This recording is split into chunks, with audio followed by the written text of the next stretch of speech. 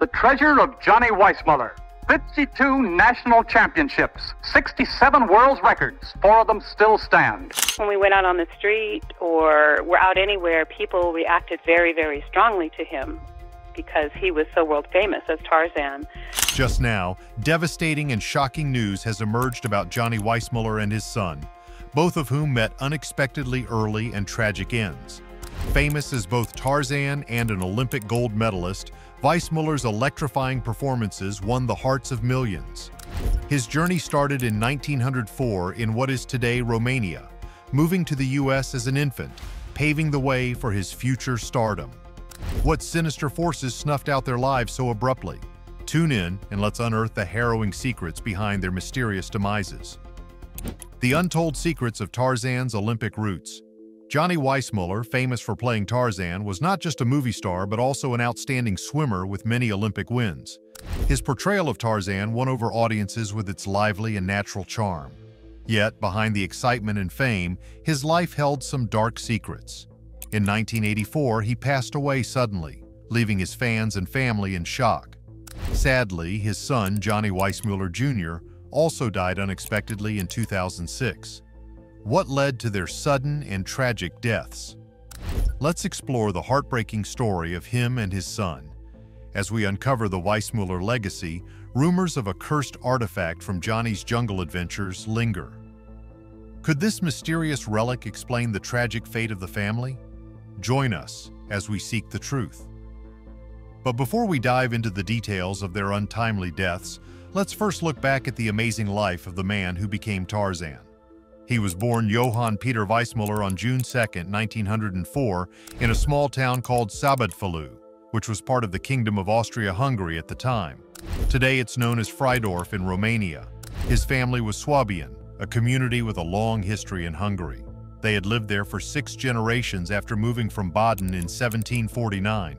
Just 3 days after his birth, he was baptized in the Catholic faith and given the Hungarian version of his name, becoming János.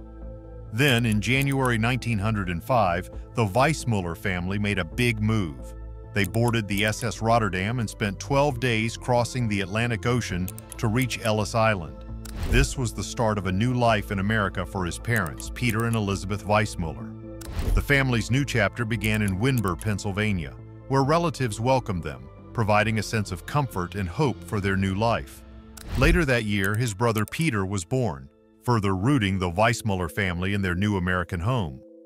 But young Johnny had no idea he would grow up to become an Olympic champion and a beloved Hollywood star, known worldwide as Tarzan, the Jungle King.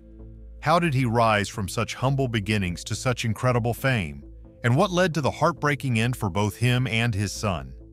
Keep reading as we uncover the emotional story of him and his son. 3 years after arriving in America, the Weissmullers moved to Chicago, seeking better opportunities and the support of his grandparents on his mother's side. They lived in a simple apartment in a shared house, a modest but safe space in a busy city. This small home became the setting for his tough childhood, filled with challenges but also chances that would shape his future in extraordinary ways.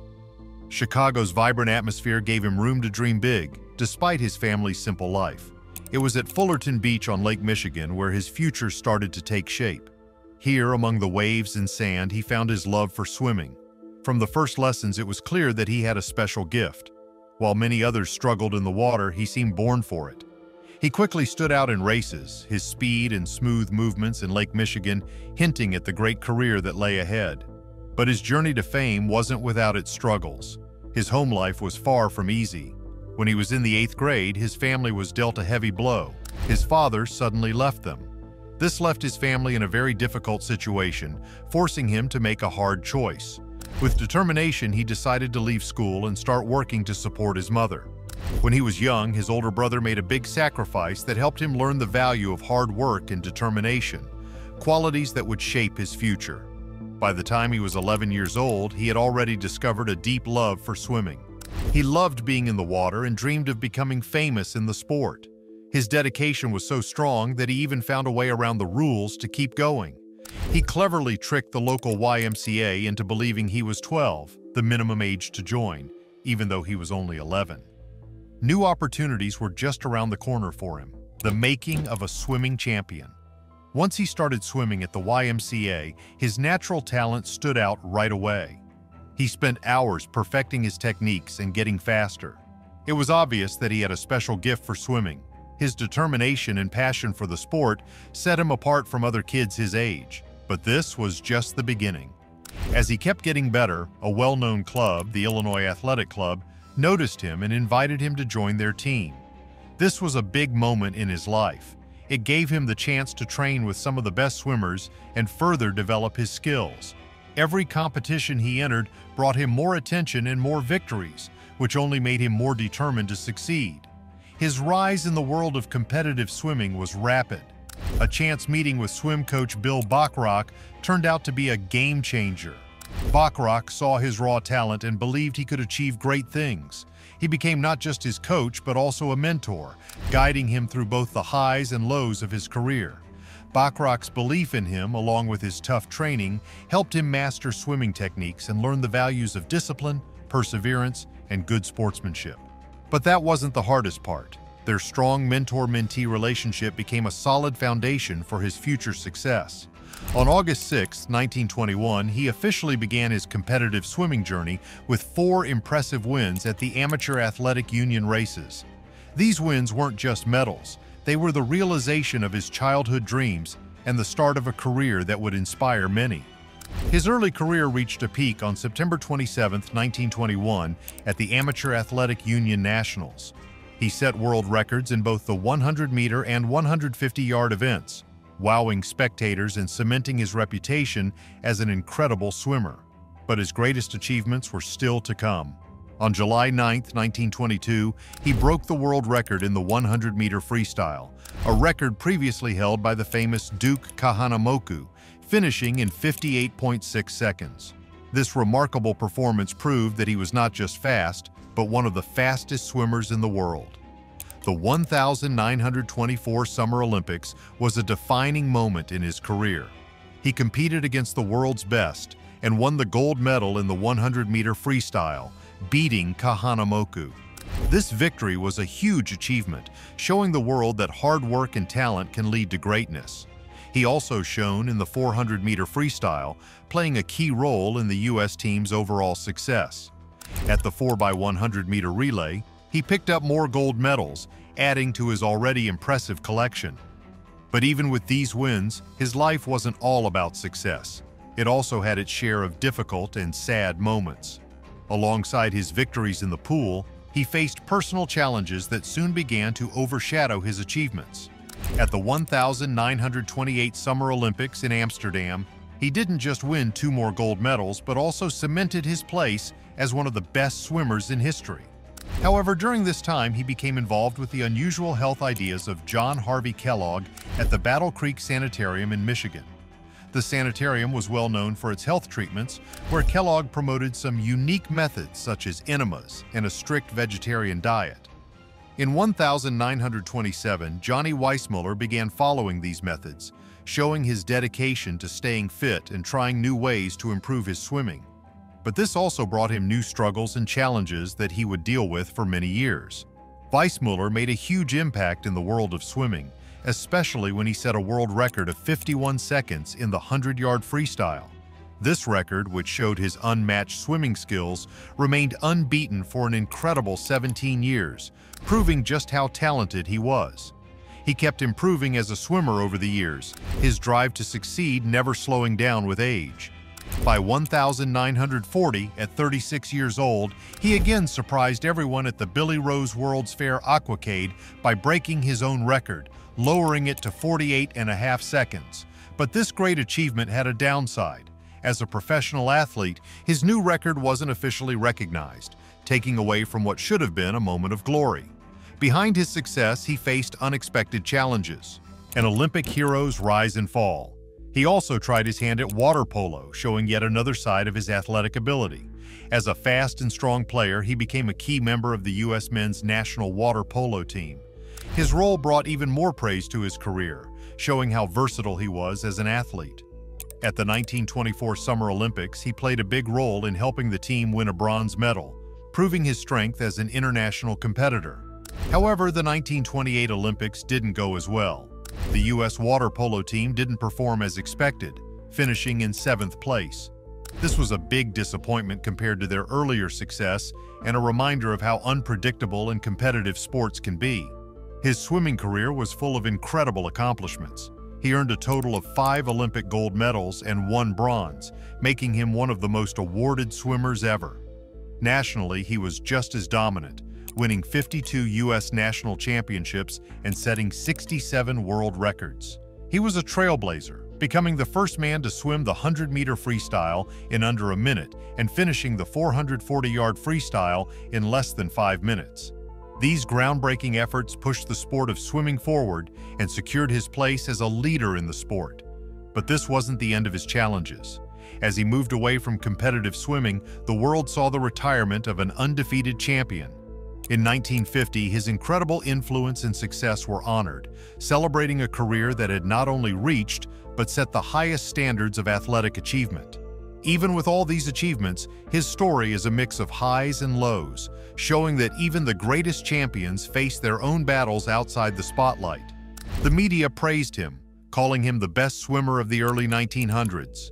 This praise was well-deserved, celebrating a career that didn't just break records but also inspired many swimmers who came after him. But his story didn't end with swimming. He moved on to acting, starting with a unique but simple role. His first appearance was in the movie Glorifying the American Girl, where he played a silent part as Adonis, dressed in nothing but a fig leaf. In one memorable scene, he lifted actress Mary Eaton onto his shoulders, making his first mark in the film industry. This role perfectly combined his athletic skills with the glamour of Hollywood. It seemed like destiny had big plans for him when he caught the attention of writer Cyril Hume by chance. This meeting jump-started his movie career, landing him the starring role of Tarzan in Tarzan the Ape Man in 1932. His unusual path to acting, marked by his strong athletic body and impressive presence, made him perfect for the role of the legendary Jungle King. His performance not only shaped his career, but also became a significant moment in Hollywood history. Moving to Hollywood wasn't easy. Before he could even play Tarzan, he had to deal with a tricky situation with the BVD underwear brand. His contract with them was a big hurdle in his new career, but MGM, the studio backing him, found a creative solution. They got famous stars like Greta Garbo and Marie Dressler to appear in BVD ads, which allowed him to get out of his contract. There was also some controversy surrounding his rise to fame. Edgar Rice Burroughs, the author who created Tarzan, didn't like how the movie portrayed his character. He felt it was too far from the books, especially since Tarzan barely spoke English in the film. In response, Burroughs started his own series with Herman Brix as a more articulate Tarzan, trying to stay true to his original creation. Despite all these problems, his role as Tarzan became iconic. His performance won over audiences and cemented his place in film history. One of the most memorable parts of his Tarzan was the famous yell, a wild cry made with the help of sound engineer Douglas Shearer, who adjusted the sound to make his voice louder and more powerful. New successes brought new problems, showing that no one is free from trouble. The rise and fall of a jungle king. But the drama didn't stop there. His version of Tarzan became the most celebrated, known as the definitive portrayal of the character. After reaching the peak of his career with Tarzan, he continued in the movie Jungle Jim, which led to 16 sequels over the next 8 years. These films, along with a TV series and 2 more movies, kept him connected to exciting jungle stories and helped maintain his fame as a beloved action hero. His journey in film stayed close to the jungle theme, showing his ongoing appeal in adventure movies.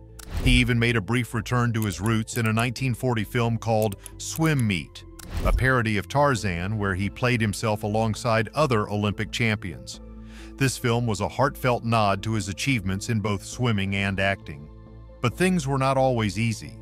He faced several struggles in his life. His business venture, Johnny Weissmuller Swimming Pools, ended in bankruptcy, which added to his tax problems. These financial difficulties were a sharp contrast to his earlier successes, and this wasn't the end of his troubles. By 1957, after making a name for himself in both swimming and movies, Johnny Weissmuller decided to retire from acting. This choice marked the end of a major chapter in his life and showed his desire to step back from the spotlight and explore new paths. In the middle of growing chaos, each stage of his life was marked by intense highs and deep lows. He first got married to a singer named Bobby Arnst in 1931. At first, their relationship seemed promising, but it soon fell apart under the pressure of their public lives, leading to a sad separation by 1933. This was just the start of many intense and unstable romantic relationships. That same year, he married again, this time to an actress named Lupe Velez. Their marriage began with hope, but it also ended, this time in 1939. Later that same year, he married Beryl Scott, but their marriage too fell apart by 1948. In 1948, he married Aline Gates, but they faced many challenges and the marriage ended in 1962. Despite his many short-lived marriages, he found some joy in becoming a father to 3 children, Johnny Jr., Wendy Ann, and Heidi Elizabeth. Sadly, this happiness was darkened by the tragic death of his daughter Heidi in a car accident in 1962, bringing a heavy sadness to his family. His final marriage to Maria Gertrudis Baumann in 1963 brought him some peace and lasted until his death in 1984. Through this marriage, he became a stepfather to Baumann's daughter, Lisa, which added more love to his family. But this wasn't the most dramatic part of his life. Outside of his complex love life, he was known for a heroic act. In 1927, while getting ready for the Chicago Marathon, he found himself in a rescue mission when a small boat, the Favorite, overturned, leading to the death of several passengers. As a lifeguard in Chicago, he saved 11 lives, becoming a true hero.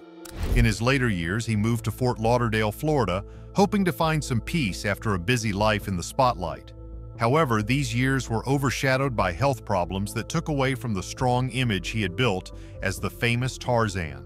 In 1974, he suffered a severe accident, breaking his hip and leg, which led to a decline in his health. To make things worse, he developed a serious heart condition. By 1977, multiple strokes had weakened him significantly, a sad end for someone once so full of energy. But this wasn't the only setback. He died on January 20, 1984, from lung problems at the age of 79.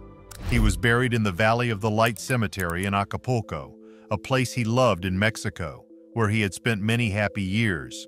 His funeral included the famous Tarzan yell 3 times, adding a special touch to a simple ceremony with only a few attendees. There were no Hollywood stars present, but about 100 locals, many of them children, and a group of 6 motorcyclists came, giving his funeral a sense of community. A touching moment was the presence of Samantha, a chimpanzee from one of his films in Mexico, showing his lasting connection to his work in movies. Despite his troubles, his legacy continued to grow, touching future generations. The Weissmuller legacy. And yet, his legacy lives on. Even though few family members attended his funeral, his achievements in swimming and movies continue to capture the imagination of people around the world. The family's sadness deepened when Johnny Jr. died of liver cancer in 2006, adding another layer of tragedy to their story. Growing up under the large shadow of his father's fame, Johnny Jr. found himself drawn to acting. Even though his own career didn't reach the same level as his father's, he still made a strong mark in the entertainment world through his various roles. Johnny Jr. made his first appearance on the big screen in 1958 at the age of 18 in the movie Andy Hardy Comes Home, which was part of the beloved Hardy series. This early success marked the start of his career, but soon after he chose to pause it to serve in the Navy. While in the Navy, he joined an underwater demolition team, showing his bravery and dedication, qualities that would later shine through in his acting roles. When Johnny Jr. returned to Hollywood after his Navy service, he continued to pursue his passion for acting. He secured several roles in television westerns such as Sugarfoot, The Lawman, Death Valley Days, and Gunsmoke. These roles allowed him to showcase his diverse acting skills and helped him find his place in the competitive television scene. In the 1970s, Johnny Jr. broadened his acting experience even further by appearing in The Streets of San Francisco, a popular police drama. He also took to the stage in plays like One Flew Over the Cuckoo's Nest, earning praise for his powerful performance. Throughout his career, Johnny Jr. took on a variety of roles in both movies and television shows. He appeared in important films such as American Graffiti, a key coming-of-age movie, and explored the world of fantasy in Ewoks: The Battle for Endor. He also starred in Wildfire, a TV movie that demonstrated his range as an actor. But his acting was not his only focus. Johnny Jr. also appeared in several documentaries that explored his father's incredible legacy, such as The Search for Tarzan, Investigating Tarzan, and Tarzan, Silver Screen King of the Jungle. These films provided a closer look at his life and celebrated his unforgettable role as Tarzan. Yet this wasn't the toughest part of his journey. Despite his professional successes, Johnny Jr. faced many personal struggles and health problems. His battle with liver cancer was particularly difficult and eventually led to his untimely death. Johnny Jr. passed away on July 27, 2006, at 65, with his loved ones by his side. His passing was a reminder of how short and challenging life can be, even for those in the public eye. What do you think was the real curse of the Weissmuller legacy? Like, comment, and subscribe for more.